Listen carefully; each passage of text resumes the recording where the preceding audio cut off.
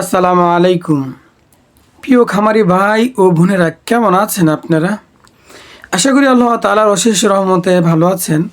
আর আপনাদের খামারগুলো ভালো থাকুক, এই কামনাই আমি সব সময় করে যাচ্ছি, আপনারা জানেন।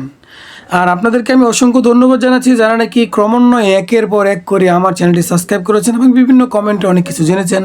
তাদেরকে জানাই অসংখ্য অসংখ্য ধন্যবাদ।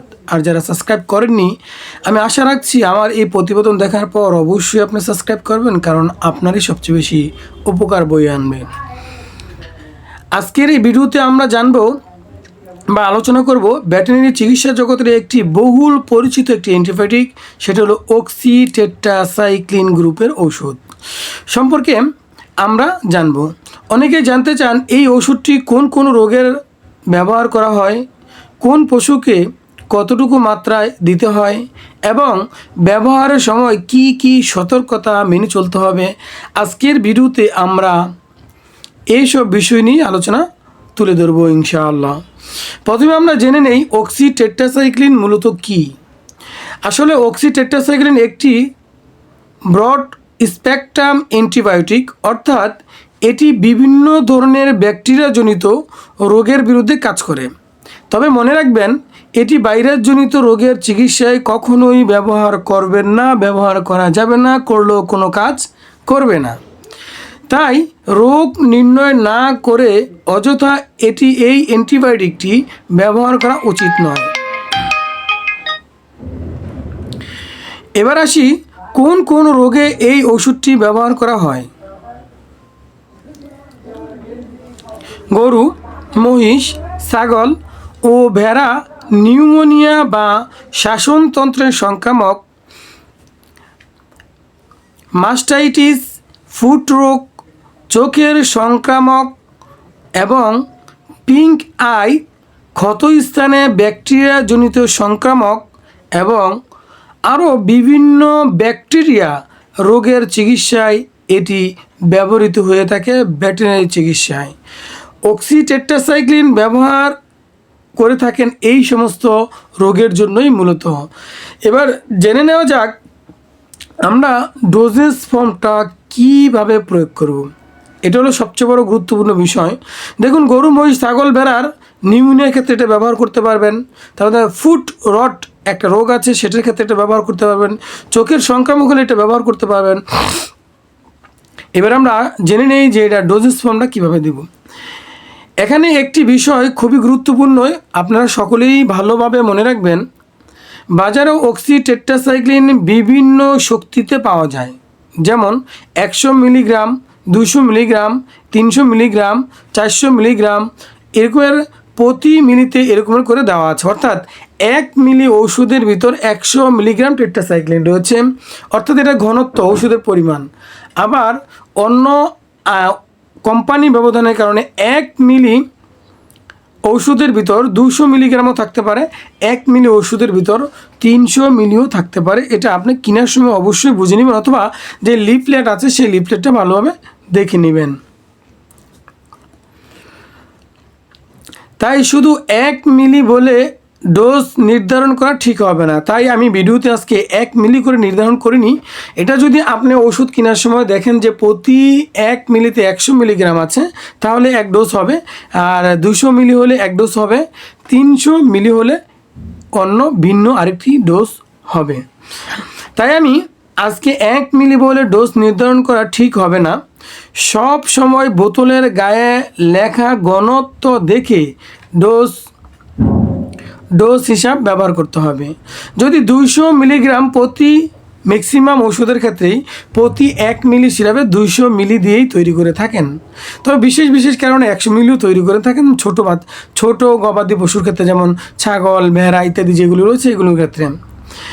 যদি 200 মিলিগ্রাম প্রতি লিটারের লং অ্যাক্টিভ ইনজেকশনে ব্যবহার করা হয়, তাহলে সাধারণভাবে প্রতি 10 কেজি শরীরের ওজনের জন্য প্রতি 10 কেজি, অর্থাৎ আপনি ছাগল ভেড়া সাধারণত ছোটোখাটো একটা ছাগল ভেড়ার ওজন প্রাপ্তভাবে 10, 12 বা 15 কেজি হয়ে থাকে ছোটোখাটো। সেই ক্ষেত্রে ভালোভাবে মনে রাখেন, যদি আপনার 10 কেজি পার ওজনের জন্য 1 মিলি ইনজেকশন ব্যবহার করা হয়, অর্থাৎ 100 কেজি ওজনের জন্য প্রায় 10 মিলি এবং 50 কেজি ওজনের ছাগলের ওজনের জন্য 5 মিলি দিতে ব্যবহার করতে পারবেন। তবে ডোজেস ফর্ম যদি একটু 19-20 হয় সেই ক্ষেত্রে কোনো প্রবলেম হবে না। তবে যদি যতটুকু মাত্রা হওয়ার দরকার তার চেয়ে যদি দ্বিগুণ মাত্রা হয়ে যায় তাহলে কিন্তু হিতে বিপরীত হতে পারে। তবে রোগের ধরন ও প্রাণীর অবস্থার উপর ভিত্তি করে ভেটেরিনারিয়াল ডোজ পরিবর্তন করতে পারেন। এবার আসলে আমরা জেনে নেই কিছু গুরুত্বপূর্ণ সতর্কতা বলি যে আমরা এই অক্সি টেট্রাসাইক্লিন কোন কোন ক্ষেত্রে এটা ব্যবহার করতে পারবো না, করলে কি কি ক্ষতি হওয়ার সম্ভাবনা থাকতে পারে সে বিষয় নিয়ে একটু জানবো। একই জায়গায় অতিরিক্ত পরিমাণে ইনজেকশন দিবেন না, মানে বারবার একই জায়গায় যে ইনজেকশনটা দিবেন, ইনজেকশন আকারে প্রয়োগ করবেন সেটা একই জায়গায় বারবার আমরা দিব না। প্রাণীর শক্তি ওজন না জেনে কখনো আমরা এই ডোজ নির্ধারণ করব না। অবশ্যই প্রাণীর ওজন জেনে এবং তার শরীরে তাকাত কেমন, শক্তি কেমন তার উপর ভিত্তি করবে ডোজেস ফর্মটা।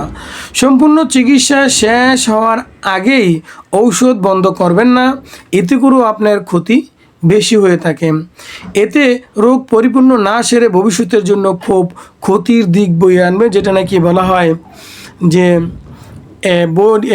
বডিতে অ্যান্টিবায়োটিক রেজিস্ট্রেশন ফেল, অর্থাৎ এই অ্যান্টিবায়োটিক আর কখনো এই গবাদি পশুর ক্ষেত্রেও কাজ করে না। তবে সবচেয়ে বেশি মানুষের ক্ষেত্রে এই জিনিসটা হচ্ছে। যাই হোক, আমি আলোচনা ওইদিকে যাব না। মানুষ যখন আমরা অ্যান্টিবায়োটিক গ্রহণ করি 2-3 দিন খাওয়ার পরে আর খাই না যে সুস্থ হয়ে গেছে বলে, এটা কিন্তু নিজের জন্য অনেক ক্ষতি বয়ে আনেন ভাই, ভালোভাবে মনে রাখবেন। অ্যান্টিবায়োটিকে কাজ না করার ঝুঁকি তৈরি হতে পারে। এছাড়া দুধ ও মাংস উৎপাদনের প্রাণীদের ক্ষেত্রেও এটা একটু ব্যবহার করার মধ্যে একটু পার্থক্য রয়েছে, সেটাও আমরা শুনে নিই। যদি পিরিয়ড মেনে চলা অত্যন্ত জরুরি, এই সময়ে আগে দুধ বা মাংস মানুষের খাদ্য হিসাবে ব্যবহার করা উচিত নয়। ব্যবহৃত ব্র্যান্ডের লেবেলের এই সময় উল্লেখ থাকে। এবার জেনে নেওয়া যাক সম্ভাব্য পার্শ্ব প্রতিক্রিয়া কী কী হতে পারে। এটার মানে এই ইনজেকশনটি দেওয়ার সাথে সাথে গবাদি পশুর পার্শ্ব প্রতিক্রিয়াগুলো কী কী ফেল করতে পারে।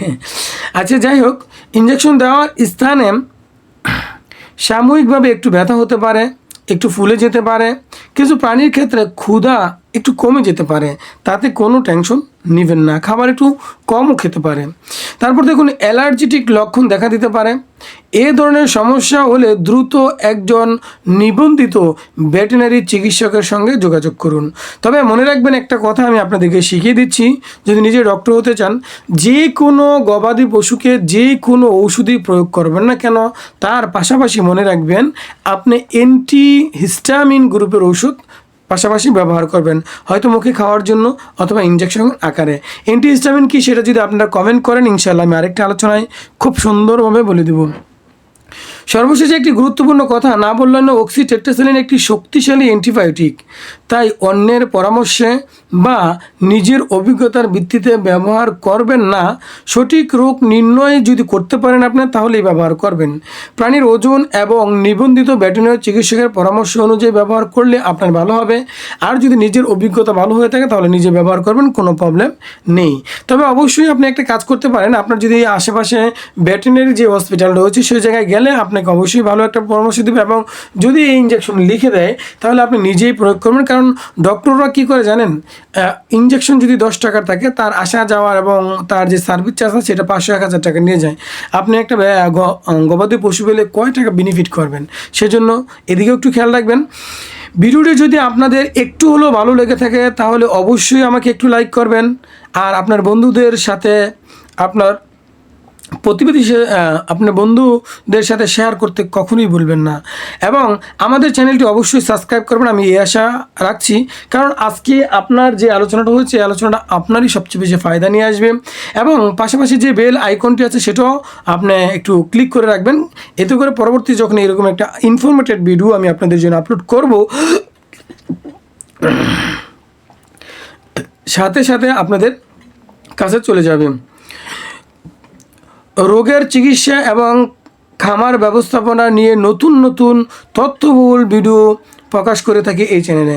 আজকের মতো এখানেই বিদায়, আল্লাহ হাফেজ। সবাই ভালো থাকেন, সুস্থ থাকেন, খোদা হাফেজ।